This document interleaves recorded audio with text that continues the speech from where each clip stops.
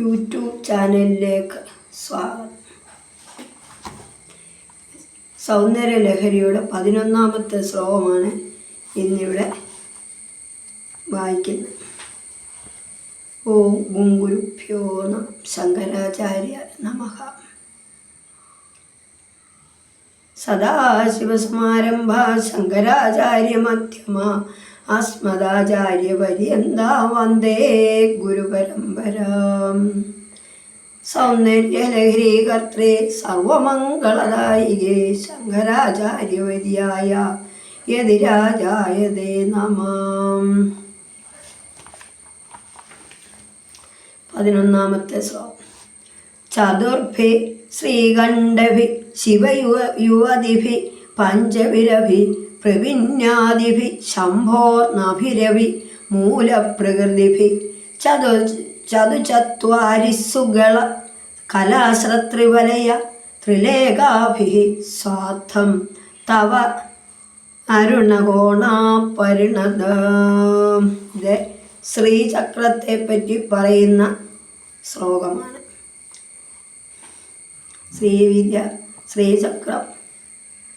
ശ്രീചക്രത്തെ 2 രൂപത്തിൽ ആരാധിക്കുന്നു.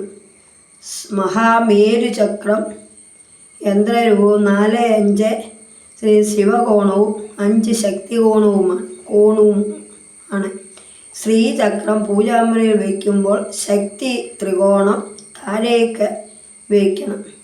4 ശിവത്രികോണവും 5 ശക്തി ത്രികോണവും ചേർന്നതാണ് ശ്രീചക്രം. ഈ 2 ശിവകോണവും ശക്തികോണവും ചേരുന്ന ബിന്ദുവാണ് ദേവിയുടെ ഇരിപ്പിടം. 44 ത്രികോണം. ഈ ത്രികോണം 8 താമരയ്ക്കും 16 ഉള്ള വലയം ചെയ്തിരിക്കുന്നു.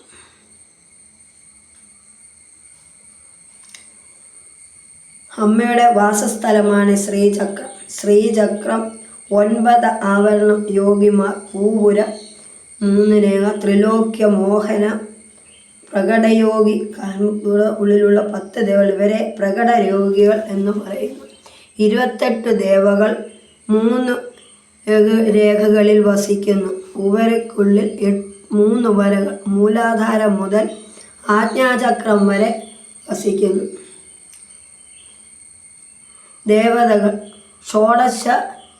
ഷോഡശദള 16 സർവശ പരിപൂരക ചക്രവും മുക്തയോഗിനി അരയ്ക്കതള 3 ആവരണം 8 തള്ളുള്ള ചക്രം ഭയത്തെ മാറ്റുന്നു.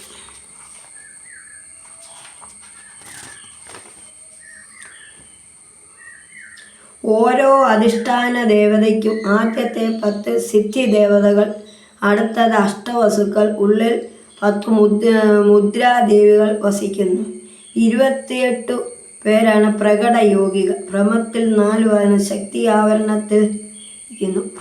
ഭ്രമരത്തിനുള്ളിൽ 3 വരകൾ മൂലാധാരം ഷോഡശദളം 16 ഇത് സർവശാപ പരിപൂരക ചക്രം തുവരേശി 8 ഇതളുള്ള അഷ്ടദശ പത്മം സർവസംക്ഷോഭണ ചക്രം 4ാമത്തെ കോണം ചതുർദശ കോണം 14 കോണം സൗഭാഗ്യചക്രം ഹൃദയത്തിൽ 5ാമ കോണം സർവാർത്ഥ സാധന ചക്രം കുലോത്തീർണയോഗി കഴുത്ത് അന്തർദശ കോണം സർവരക്ഷാകര ചക്രം ത്രിപുരമാലിനി പുരിക നടുവിൽ അഷ്ടകോണ ത്രികോണങ്ങൾ സർവരോഗ ചക്രം സർവസിദ്ധി ചക്രം ഉള്ളിലുള്ളത് ഇത് ശിരസിൽ സ്ഥിതി ചെയ്യുന്നു.